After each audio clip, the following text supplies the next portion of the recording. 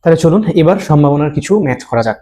সম্ভাবনার অঙ্ক করার আগে কিছু জিনিস মাথায় সুন্দর করে বসিয়ে নেবেন যে কোনো পরীক্ষার অনুকূল ফলাফল সর্বনিম্ন 0 হতে পারে এবং সর্বোচ্চ n সংখ্যক হতে পারে। অর্থাৎ n সংখ্যক বলতে স্বাভাবিক সংখ্যার অনেক অসীম পর্যন্ত হতে পারে। সম্ভাবনার মান 0 থেকে 1 পর্যন্ত হয়। এই কথাটা খুবই গুরুত্বপূর্ণ, এমসিকিউতে প্রচুর আসে যে সম্ভাবনার মান কত। তাহলে সম্ভাবনার মান 0 থেকে 1 পর্যন্ত, অর্থাৎ কোনো ঘটনার প্রবাবিলিটি 0 থেকে বড় অথবা সমান এবং 1 থেকে ছোট অথবা সমান। এটা একদম সারা জীবনের জন্য মনে রাখবেন। তাহলে কোনো ঘটনার বা সম্ভাবনার মান হলো 0 থেকে 1 পর্যন্ত, 0 থেকে বড় অথবা সমান, 1 থেকে ছোট অথবা সমান। এবং সেই সাথে মনে রাখবেন নিশ্চিত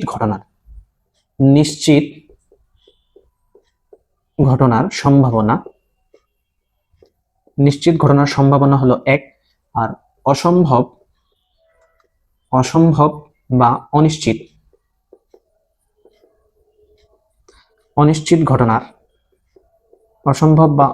ঘটনার সম্ভাবনা 0। তাহলে নিশ্চিত ঘটনার সম্ভাবনার মান সবসময় 1, আর অসম্ভব বা অনিশ্চিত ঘটনার সম্ভাবনার মান 0। যদি বলা হয় সূর্য প্রতিদিন পূর্ব দিকে ওঠে, সম্ভাবনার মান কত? কারণ এটা একটা নিশ্চিত ঘটনা, তাহলে এর সম্ভাবনার মান হবে 1। যদি বলে সূর্য প্রতিদিন পূর্ব দিকে অস্ত যায়, তখন এই ঘটনাটা একটা অসম্ভব ঘটনা, তাহলে এই ঘটনার সম্ভাবনার মান হবে 0। বুঝতে পেরেছেন? তাহলে সম্ভাবনা থেকে এই জিনিসগুলো খুব ইম্পর্টেন্ট, একটু মনে রাখবেন। সম্ভাবনা, চলুন কিছু অঙ্ক করি। ধরেন যে আপনাকে প্রশ্ন করছে, প্রবলেম নাম্বার 1, একটি ছক্কা একবার নিক্ষেপ করলে প্রবাবিলিটি অঙ্কন করো এবং প্রশ্ন করছে জোড় সংখ্যা আসার সম্ভাবনা, জোড় সংখ্যা সম্ভাবনা করো, বিজোড় সংখ্যা সম্ভাবনা করো, 3 নম্বর 7 আসার সম্ভাবনা করো, 2 এর গুণিতক। এরকম অনেক প্রশ্ন আসতে পারে, এগুলো একটু আলোচনা করি। আরো যদি বলে, আচ্ছা এগুলো আগে আলোচনা করি। তাহলে একটা ছক্কা একবার নিক্ষেপ করলে প্রবাবিলিটি ট্রি অঙ্কন করতে বলছে, তারপরে এই প্রশ্নগুলো অ্যান্সার করতে হবে। তাহলে একটা ছক্কাকে যদি আমি নিক্ষেপ করি, ধরেন যে একটা ছক্কাকে আমি নিক্ষেপ করলাম, তাহলে আমি কি পাবো? এখান থেকে ফলাফল পাবো 1, 2, 3, 4, 5, 6। একটা ছক্কা একবার নিক্ষেপ করলে আমি 1, 2, 3, 4, 5, 6 পাবো। তাহলে এটা হলো একটা প্রবাবিলিটি ট্রি বা সম্ভাবনার গাছ। এখান থেকে আমাকে বলছে যে জোড় সংখ্যা আসার সম্ভাবনা কত। 1 নম্বর প্রবাবিলিটি অফ জোড় সংখ্যা। কোন সংখ্যা? জোড় সংখ্যা। তাহলে প্রবাবিলিটি অফ জোড় সংখ্যা, odd number and even number. তাহলে এখানে দেখেন যে মোট ফলাফল কত? 1, 2, 3, 4, 5, 6। মোট ফলাফল কত? মোট ফলাফল হলো 6। কয়টা? 6টা। মোট ফলাফল হলো 6টা। তাহলে এখান থেকে কি সম্ভাব্য সকল ফলাফল 1, 2, 3, 4, 5, 6। সম্ভাব্য সকল ফলাফল কত? 6। তার মানে মোট ফলাফল কত? 6। তাহলে জোড় সংখ্যা কোনগুলো দেখেন তো? 2, 4, 6। জোড় সংখ্যা কয়টা? 3টা। তাহলে জোড় সংখ্যা, তাহলে প্রবাবিলিটি অফ জোড় সংখ্যা, জোড় সংখ্যা কয়টা আসবে? 3টা আসবে। তাহলে অনুকূল ফলাফল কত? 3। আমরা জানি প্রবাবিলিটি মানে উপরে হচ্ছে অনুকূল ফলাফল, নিচে মোট ফলাফল। ক্যালকুলেশন করলে কত হয়? হাফ। যদি বলে বিজোড় সংখ্যা, তাহলে প্রবাবিলিটি অফ বিজোড় সংখ্যা, বিজোড় সংখ্যা কয়টা আছে? 1, 3, 5। কয়টা? 1, 3, 5। কয়টা? 1, 3, 5। 3টা সংখ্যা। তাহলে অনুকূল ফলাফল হলো 3, মোট ফলাফল কত? 6। ক্যালকুলেশন করলে কত হয়? হাফ। আর জোড় এবং বিজোড় দুটোই হলো সমসম্ভাব্য ঘটনা, এই জন্য এদের সম্ভাবনার মানটাও কি হয়েছে? সমান হয়েছে। এবার 3 নম্বর প্রশ্ন আপনাকে বলেছে যে 7 আসার সম্ভাবনা কত? 7 আসার সম্ভাবনা। দেখেন তো, আমি বলছি যে নিশ্চিত ঘটনার সম্ভাবনার মান কত? 1, আর অসম্ভব বা অনিশ্চিত ঘটনার সম্ভাবনা কত? 0। কত? 0।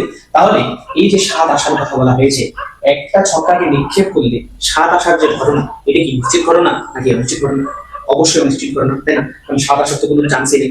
তাহলে এখান থেকে কি হবে? Probability of 7।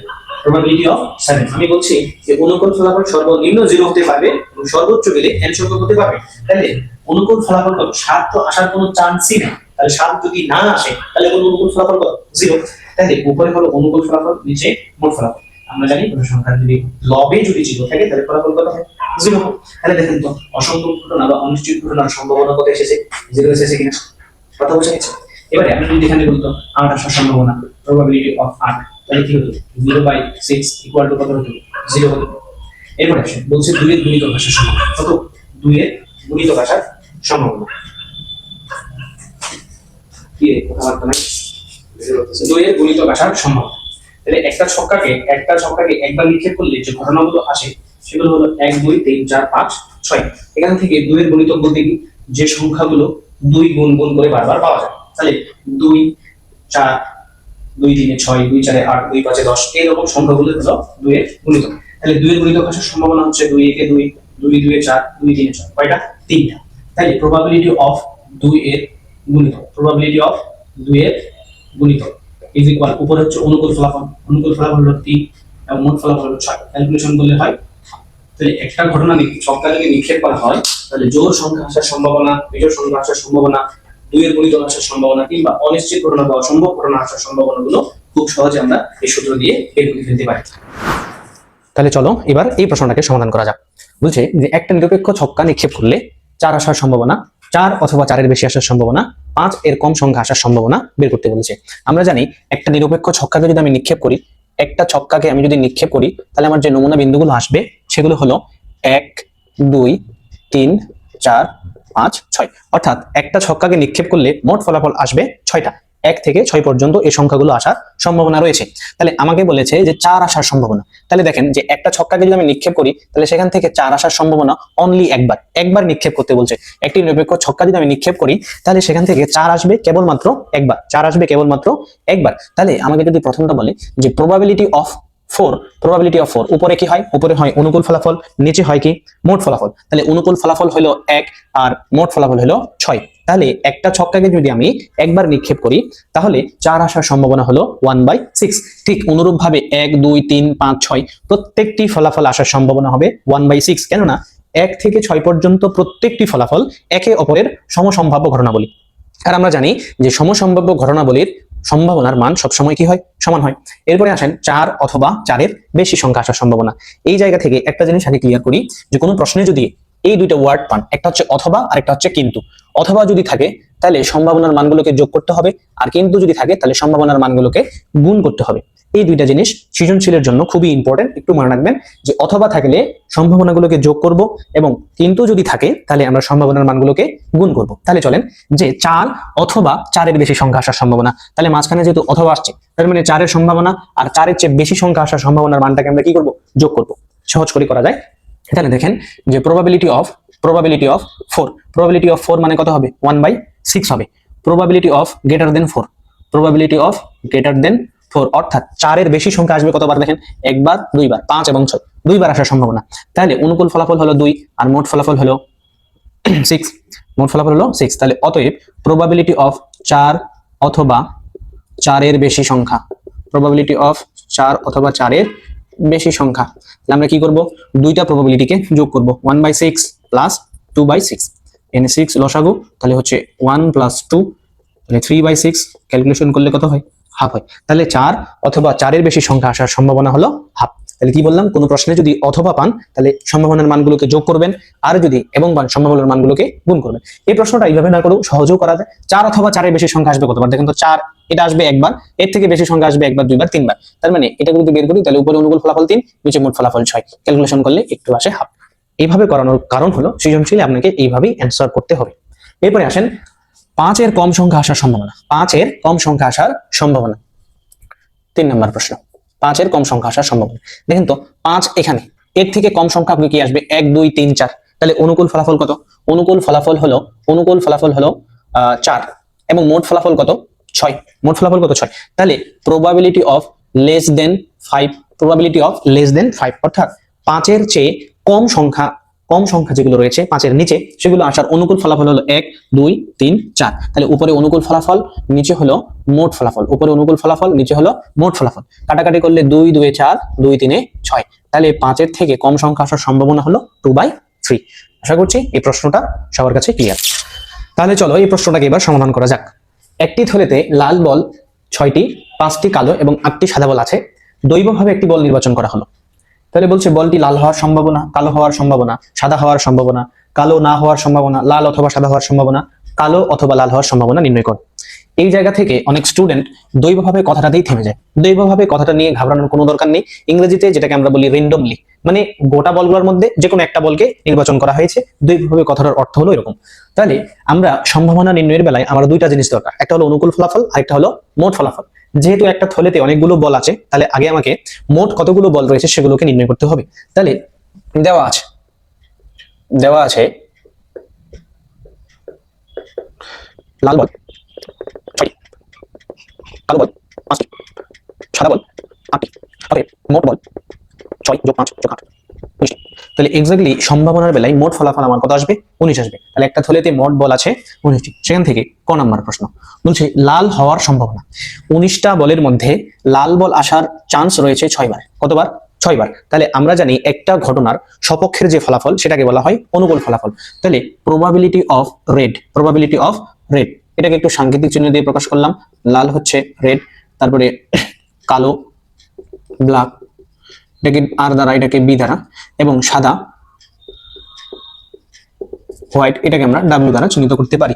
এবং কেউ যদি এখানে লিখে দেয় তাও রাইট। তাহলে প্রবাবিলিটি অফ আর, উপরে হচ্ছে অনুকূল ফলাফল, নিচে হলো মোট ফলাফল। তাহলে লাল হওয়ার অনুকূল ফলাফল হচ্ছে 6 আর নিচে মোট ফলাফল হলো 19। যদি কাটাকাটি করা যায় তাহলে কাটাকাটি করতে হবে, আর যদি কাটাকাটি করা না যায় তাহলে এভাবে রেখে দিলেও উত্তর সঠিক। এবারে আসেন খ নাম্বার প্রশ্ন। বলছে যে বলটি কালো হওয়ার সম্ভাবনা কত। তাহলে মানে probability of black is equal, তাহলে 19টা বলের মধ্যে কালো বল রয়েছে 5টা। তার মানে এক্স্যাক্টলি দৈবভাবে একবার করে যদি নির্বাচন করা হয় তাহলে কালো বল 5 বারের অতিরিক্ত আসার কোনো চান্স নেই। তাহলে কালো বল আসার অনুকূল ফলাফল হলো 5, অনুকূল ফলাফল হলো 5, নিচে হলো মোট ফলাফল 19। এবার আসেন গ নাম্বার প্রশ্ন। বলছে প্রবাবিলিটি অফ হোয়াইট বা সাদা হওয়ার সম্ভাবনা। 19টা বলের মধ্যে 8টা বল কেবলমাত্র সাদা আছে। 8 বার যদি আপনি সাদার ফলাফল পেয়ে যান তাহলে 9ম বার সাদা হওয়ার কোনো চান্স থাকে না। তার মানে সাদা হওয়ার সম্ভাবনা অনুকূল ফলাফল হলো 8, অনুকূল ফলাফল হলো 8, নিচে হলো মোট ফলাফল 19। তাহলে এক্স্যাক্টলি ফলাফল দ্বারাই লাল হওয়ার সম্ভাবনা 6/19, কালো হওয়ার সম্ভাবনা 5/19 এবং সাদা হওয়ার সম্ভাবনা হচ্ছে 8/19। এইভাবে সমস্যাগুলোকে সমাধান করতে হবে। এখান থেকে আমি যদি একটু এক্সট্রা প্রশ্ন করি, আমাকে যদি বলে বলটি সবুজ হওয়ার সম্ভাবনা কত, বলটি সবুজ হওয়ার সম্ভাবনা কত। আমরা অসম্ভব বা অনিশ্চিত ঘটনা পড়ে এসেছি যে যেখানে কোনো ঘটনা ঘটার কোনো চান্স নাই, অর্থাৎ ওই ঘটনাটা কোনোদিন সম্ভবই না, সেটা হচ্ছে অনিশ্চিত ঘটনা। আর অনিশ্চিত বা অসম্ভব ঘটনার সম্ভাবনার মান সবসময় কত হয়? সম্ভাবনার মান সবসময় 0 হয়, কারণ ওই থলেতে লাল, কালো, সাদা ছাড়া অন্য কোনো বল ছিল না। তাহলে যদি বলে সবুজ হওয়ার সম্ভাবনা, অর্থাৎ প্রবাবিলিটি অফ গ্রিন বা জি ইকুয়াল টু অনুকূল ফলাফল হলো 0, মোট ফলাফল 19, তাহলে এটার ফলাফল আসবে 0। তাহলে অসম্ভব বা অনিশ্চিত ঘটনার ফলাফল সবসময় কত হয়? 0 হয়। এরপরে আসেন, বলছে কালো না হওয়ার সম্ভাবনা, কালো না হওয়ার সম্ভাবনা। এই জাতীয় প্রশ্নগুলো খুবই ক্রিটিক্যাল প্রশ্ন, মাথা ঠান্ডা রেখে বুঝতে হবে। এখন দেখেন যে এই থলিতে মোট বল রয়েছে 19টা, যেখানে 19টার মধ্যে সাদা বল আছে 8টা, লাল বল আছে 6টা এবং কালো বল আছে 5টা। তাহলে এখন আমাকে বলছে ওই বলটা কালো হবে না কতবার। এই জাতীয় যে জিনিসগুলো রয়েছে এটাকে সহজে সমাধান করার উপায় হচ্ছে, অতএব বলটি কালো না হওয়ার সম্ভাবনা, বলটি কালো না হওয়ার সম্ভাবনা ইজ ইকুয়াল। এখন দেখেন বলটা কালো হবে কতবার? বলটা কালো হবে 5 বার। কালো হবে কতবার? 5 বার। তাহলে কালো হবে না কতবার? এই 5 বার বাদ দিয়ে যতবার আছে ততবারই হবে কালো। এই 5 বার বাদ দিয়ে যতবার থাকবে ততবারই হবে কালো। তাহলে বলটি কালো হওয়ার সম্ভাবনা দুই পদ্ধতিতে করা যায়। 1 নম্বর পদ্ধতি, যেটা না হতে বলবে সেটা বাদ দিয়ে বাকিগুলো যোগ করবেন, নিচে মোট ফলাফল। তাহলে কালো না হতে বলছে, তার মানে ওটা বাদ দিয়ে উপরে যেটা আছে 6 + 8, নিচে হচ্ছে মোট ফলাফল। তার মানে উপরে হচ্ছে 14, নিচে হচ্ছে 19। এটাই হচ্ছে অ্যান্সার। আরো একভাবে করা যায়, আরো অন্যভাবেও করা যায়। দেখেন যে কালো না হওয়ার সম্ভাবনা, এক্স্যাক্টলি কালো না হওয়ার যদি সম্ভাবনা বলে, তাহলে এই জায়গা থেকে গোটা ঘটনাটাতে কালো বল আসবে, এটা নিশ্চিত ঘটনা। নিশ্চিত ঘটনার সম্ভাবনার মান কত বলেছি? 1। নিশ্চিত ঘটনার সম্ভাবনার মান 1। তাহলে গোটা যে ঘটনাটা রয়েছে এই গোটা ঘটনাটার সম্ভাবনার মান হচ্ছে 1। গোটা ঘটনার সম্ভাবনার মান কত? 1। তাহলে এই জাতীয় যে প্রশ্নগুলো রয়েছে, যে ঘটনাটা না হতে বলবে, যে ঘটনাটা, যে ফলাফলটা না হতে বলবে সেটাকে, বলটি কালো না হওয়ার সম্ভাবনা নিশ্চিত ঘটনার ফলাফল 1 থেকে যেটা না হতে বলবে, যেমন কালো না হতে বলছে তাহলে কালো হওয়ার সম্ভাবনাটাকে বিয়োগ করবো। তাহলে কালো হওয়ার সম্ভাবনা কত ছিল? 5/19। তাহলে হচ্ছে 5/19, 5/19। এরপরে এখান থেকে 19 যদি লসাগু করি তাহলে এই জায়গায় আসবে 19 - 5, 19 - 5 ইকুয়াল টু হয়ে যায় 14/19 ঘুরে ফিরে সমাধান একই আসবে। তাহলে দুই পদ্ধতিতে সমাধান করার কথা হলো কি, যখন বলবে কোনো একটা জিনিস না হওয়ার সম্ভাবনা, তাহলে যেটা না হতে বলবে সেটা বাদ দিয়ে বাকিগুলোকে যোগ করে অনুকূল ফলাফল, নিচে মোট ফলাফল। আরেকটা পদ্ধতি হলো এক থেকে অর্থাৎ নিশ্চিত ঘটনার যে ফলাফল আছে, নিশ্চিত ঘটনার ফলাফল থেকে যেটা না হতে বলবে সেই ঘটনাটাকে আমরা বিয়োগ করব, তাহলে আমাকে যদি এখানে বলতো যে বলটি সাদা না হওয়ার সম্ভাবনা কত, তাহলে প্রবাবিলিটি অফ নট হোয়াইট বা সাদা না হওয়ার সম্ভাবনা, তাহলে আমি কি করতাম, এটা যেহেতু বাদ বলছে তাহলে বাকিগুলোকে যোগ করতাম, 6 যোগ 5 নিচে মোট ফলাফল, তার মানে উপরে হচ্ছে 11 নিচে হচ্ছে 19। এভাবেও করা যায়। আবার আরেকটা পদ্ধতি কি বললাম, আরেকটা পদ্ধতি হলো মোট ফলাফল থেকে, মোট সম্ভাবনা থেকে, যেহেতু এটা একটা নিশ্চিত ঘটনা এর ফলাফল সম্ভাবনার মান কত 1, তাহলে মোট সম্ভাবনা থেকে যেটাকে বাদ দিতে বলবে, তাহলে কি প্রবাবিলিটি অফ নট হোয়াইট মানে সাদা হওয়ার সম্ভাবনাটাকে আমরা বিয়োগ করব। সাদা হওয়ার সম্ভাবনা কত ছিল 8/19, তাহলে এখান থেকে আমরা যদি 19 লসাগু করি তাহলে 19 - 8 ইজ ইকুয়াল দাঁড়ায় 11/19। দুই ক্ষেত্রেই সম্ভাবনার মান একই আসবে, যে কোনো একটা পদ্ধতি করলেই হয়। তবে সহজ পদ্ধতি হলো প্রথমটাই আমার মনে হয় সহজ। আমি কি বললাম, যেটাকে না হতে বলবে সেটা বাদ দিয়ে বাকিগুলোকে যোগ করে অনুকূল ফলাফল আর মোট ফলাফল বসবে নিচে। যেমন এখান থেকে আমাকে যদি আরো প্রশ্ন করে যে প্রবাবিলিটি অফ নট রেড, লাল না হওয়ার সম্ভাবনা কত, তাহলে লাল না হওয়ার সম্ভাবনা, লাল হয় কতবার 6 বার, তাহলে লাল হবে না কতবার, এই দুইটাকে যোগ করবো অনুকূল ফলাফল, তার মানে এক্স্যাক্টলি 5 + 8 নিচে মোট ফলাফল, তাহলে উপরে হবে 13 নিচে হবে 19, এটাই হবে অ্যান্সার। আশা করছি জিনিসটাকে বুঝতে পেরেছেন। এবার আসুন পরের দুইটা প্রশ্নে। বলছে যে বলটি লাল অথবা সাদা, আমি বলছি কোনো প্রশ্নে যদি অথবা পান তাহলে দুটা সম্ভাবনার মানকে যোগ করব, যদি কিন্তু থাকে তাহলে আমরা সম্ভাবনার মানগুলোকে গুণ করব। তাহলে বলছে বলটি লাল অথবা সাদা হওয়ার সম্ভাবনা, তাহলে এই জাতীয় প্রশ্নগুলোকে অ্যান্সার করার সময় কাজ হবে কি, আপনার মোট ফলাফল আগে বের করুন। মোট ফলাফল তাহলে দেওয়া আছে লাল বল 6টি, কালো বল 5টি, সাদা বল 8টি, মোট ফলাফল 6 + 5 + 8 9।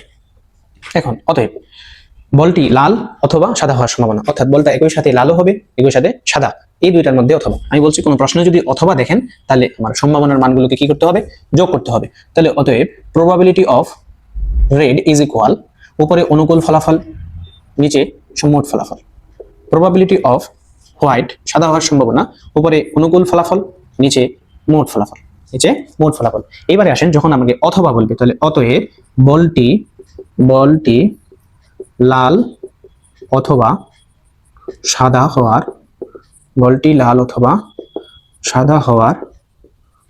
সম্ভাবনা কি দাঁড়াবে, লাল হওয়ার সম্ভাবনা যোগ সাদা হওয়ার সম্ভাবনা, এখান থেকে 19 লসাগু, তাহলে 6 + 8 উপরে হবে 14 নিচে হবে 19, এক্স্যাক্টলি এটাই হবে অ্যান্সার। তাহলে যখন বলবে অথবা তখন দুটো সম্ভাবনার মানকে আমরা যোগ করব, এই প্রশ্নটা যদি বুঝে থাকেন তাহলে এই প্রশ্নটার সমাধান করে অবশ্যই কমেন্টে উত্তরটি জানাবেন। ধন্যবাদ সবাইকে।